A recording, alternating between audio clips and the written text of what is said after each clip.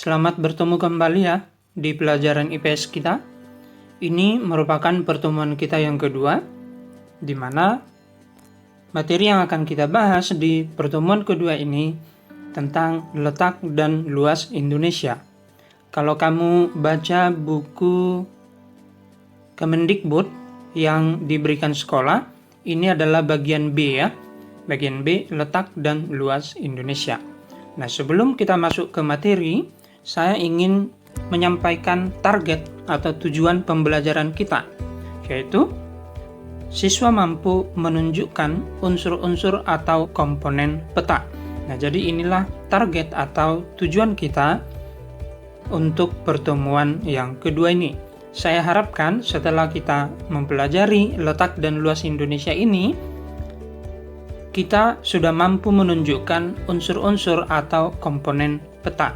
Nah, dalam hal ini kita tidak akan tuntas membahas letak dan luas Indonesia ini di satu pertemuan. Jadi, ada nanti beberapa pertemuan kita membahas letak dan luas Indonesia ini ya. Nah, materi yang pertama yang akan kita pelajari dari letak dan luas Indonesia yaitu pemahaman lokasi melalui peta. Nah, maka marilah kita mempelajari pengertian peta dan unsur peta. Nah, secara umum, peta bisa kita artikan sebagai gambaran sebagian atau seluruh permukaan bumi pada bidang datar yang diperkecil dengan menggunakan skala. Gambaran seluruh permukaan bumi itu berarti berupa peta dunia. Sedangkan gambaran sebagian permukaan bumi bisa berupa peta benua, bisa berupa peta suatu negara, bisa berupa peta provinsi, bisa berupa peta kabupaten, peta kota madya, peta kecamatan, peta kelurahan. Nah, pada bidang datar berarti bisa pada kertas, bisa pada papan, bisa juga pada bidang datar yang lain. Lalu apa yang dimaksud dengan skala di sini? Skala bisa kita artikan sebagai perbandingan jarak antara di peta dengan di permukaan bumi. Misalnya, permukaan bumi yang betapa luasnya ini kita bisa gambarkan ke sebuah kertas, tetapi kita harus menggunakan skala. Supaya bagaimana? Supaya ukuran bumi yang sebenarnya sesuai dengan yang kita gambarkan di kertas tersebut. Lalu apa manfaat atau kegunaan dari peta ini dalam kehidupan kita sehari-hari? Secara umum, peta dapat berguna untuk yang pertama, menunjukkan posisi atau lokasi suatu daerah. Jika kita ingin ke suatu tempat yang belum pernah kita datangi sebelumnya, maka kita bisa menggunakan peta untuk mengetahui lokasinya. Ini juga biasa digunakan oleh pengendara ojek online untuk menemukan tujuan dari penumpang mereka. Lalu, peta juga dapat berguna untuk menunjukkan luas suatu daerah. Nah, mengapa kita bisa mengetahui luasnya? Karena setiap peta memiliki skala atau perbandingan ukuran, perbandingan jarak antara di peta dengan di permukaan bumi. Maka, melalui peta kita bisa hitung luasnya. Lalu peta juga berguna untuk menunjukkan jarak antara dua tempat. Misalnya, jarak antara kota Medan dengan kota Binjai kita bisa tentukan, kita bisa hitung melalui peta Sumatera Utara. Lalu peta juga bisa kita gunakan sebagai alat untuk mengetahui kondisi permukaan bumi di tempat lain yang belum pernah kita datangi. Jadi, misalnya daerah Sulawesi, sekalipun kita belum pernah ke sana, kita bisa mengetahui bagaimana kondisinya melalui peta. Setiap peta harus memenuhi komponen atau unsur kelengkapan peta, atau ini bisa juga kita sebut sebagai syarat kelengkapan peta. Nah, apa-apa saja unsur atau komponen peta tersebut? Yang pertama adalah judul peta. Judul peta berarti nama peta tersebut, nama peta yang bersangkutan. Contoh, peta Kota Medan, peta Sumatera Utara, peta Indonesia, peta Asia Tenggara, peta benua Asia, peta dunia. Nah, itu merupakan judul-judul dari peta. Biasanya, judul peta ditulis pada bagian atas peta. Nah, ini merupakan salah satu contoh peta di mana judulnya adalah peta Sumatera Utara yang penempatannya dibuat di bagian atas kanan. Nah, ini merupakan contoh kedua di mana judul dari peta ini adalah peta sebaran curah hujan bulan November tahun 2016 di Sumatera Utara. Yang bagian atas juga ya. Nah, sekarang kita masuk ke komponen yang kedua, yaitu skala peta. Tadi saya di awal sudah menjelaskan tentang skala peta, bahwa skala ini kita artikan sebagai perbandingan antara jarak dua tempat di peta dengan jarak sebenarnya di permukaan bumi kedua tempat itu, ya.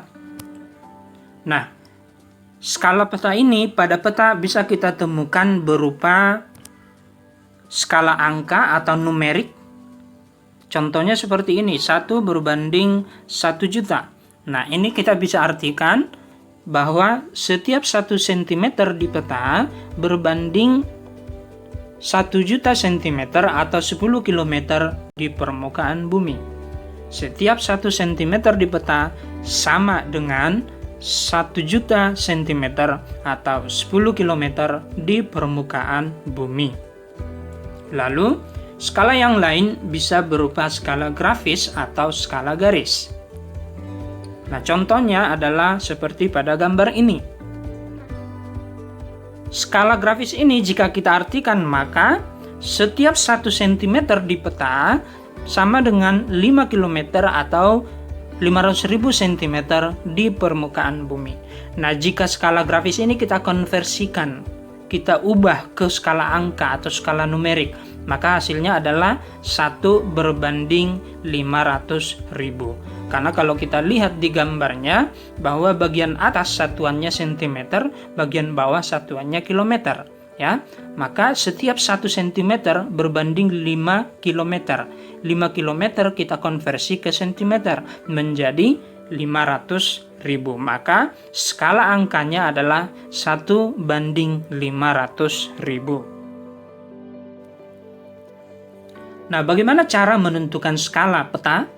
Kita bisa menggunakan rumus berikut ini, di mana skala sama dengan jarak dua tempat di peta dibagi jarak kedua tempat itu di permukaan bumi. Jadi, formulanya atau persamaannya nanti jarak dua tempat di peta berbanding jarak kedua tempat itu di permukaan bumi, ya. Nah, dari rumus ini kita bisa hasilkan persamaan yang lain, yaitu jarak dua tempat di permukaan bumi sama dengan jarak kedua tempat itu di peta dibagi dengan skala. Nah, ini bisa kita gunakan apabila terdapat soal di mana skalanya diketahui, jarak pada peta diketahui, tetapi jarak sebenarnya tidak diketahui. Maka kita bisa menggunakan rumus ini, ya. Lebih jelasnya kita masuk ke soal. Contoh nomor 1. Di peta, jarak dua kota 5 cm.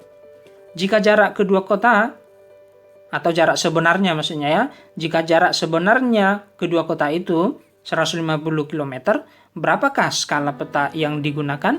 Maka, tadi rumusnya adalah skala sama dengan jarak kedua kota di peta dibagi atau dibandingkan dengan jarak kedua kota di permukaan bumi.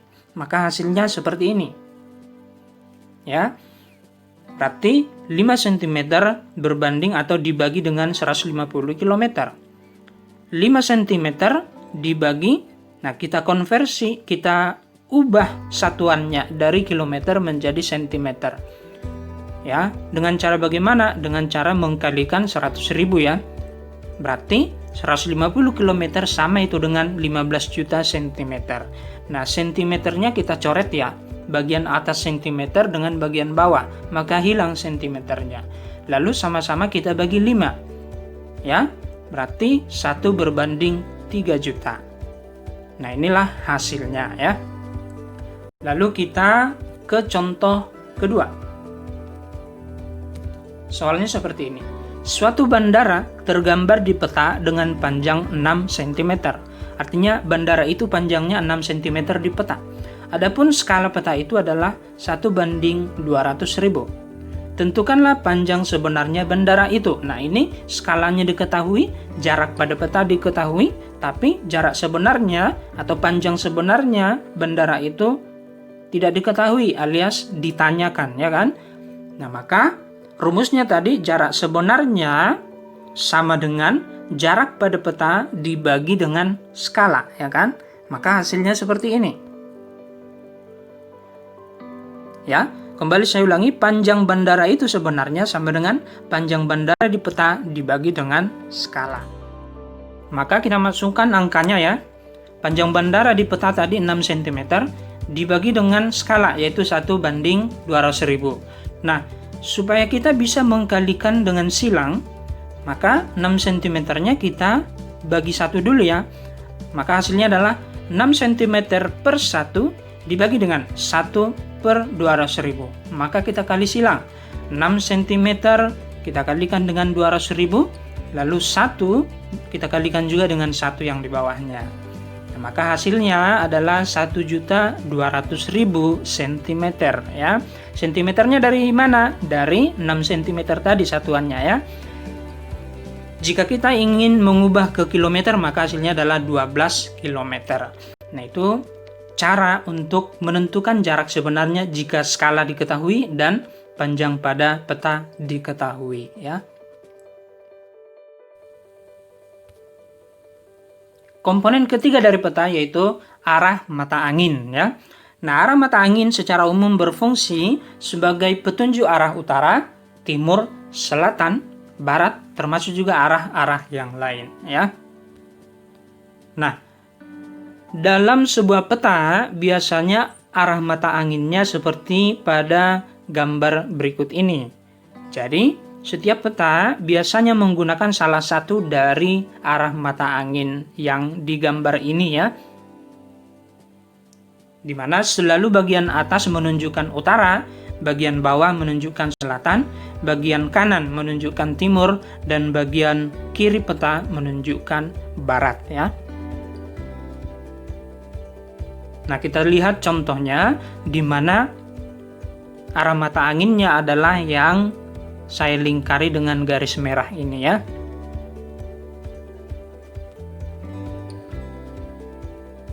Komponen yang keempat dari peta yaitu inset peta.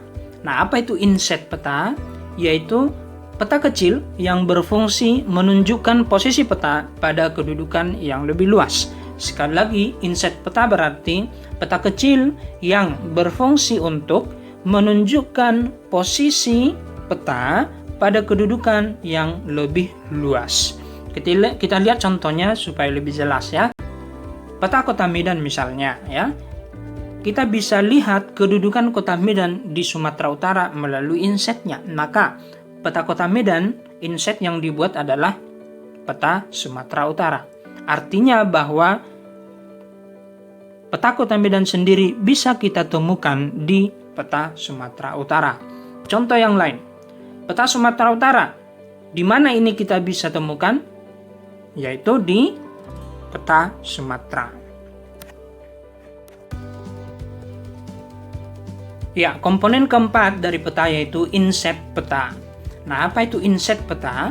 Inset peta kita bisa artikan sebagai peta kecil yang berfungsi menunjukkan posisi peta pada kedudukan yang lebih luas. Ya. Lebih jelasnya kita bisa lihat contoh, misalnya pada kota Medan, peta kecil yang dibuat atau inset yang dibuat adalah peta Sumatera Utara. Artinya apa? Bahwa kota Medan bisa kita temukan di peta Sumatera Utara. Kedudukan lebih luas dari peta kota Medan adalah Sumatera Utara. Begitu ya. Contoh yang lain.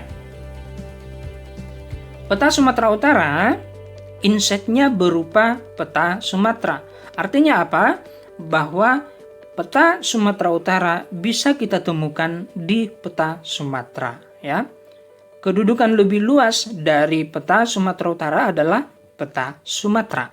Seperti itu ya. Nah, ini merupakan salah satu contoh dari inset peta yang saya lingkari dengan warna merah.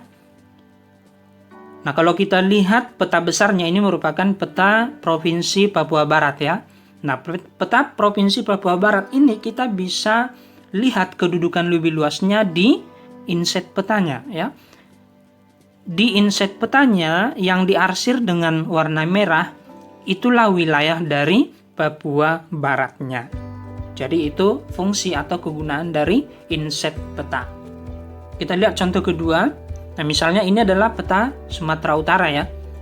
Peta yang besarnya adalah Sumatera Utara, maka insetnya atau peta kecilnya adalah peta Sumatera. Ya. Insetnya menunjukkan bahwa kedudukan Sumatera Utara ada di Pulau Sumatera, begitu ya. Nah, demikian pembelajaran kita hari ini dan akan kita lanjutkan di pertemuan berikutnya ya. Akhir kata saya mengucapkan semangat belajar dan terus belajar.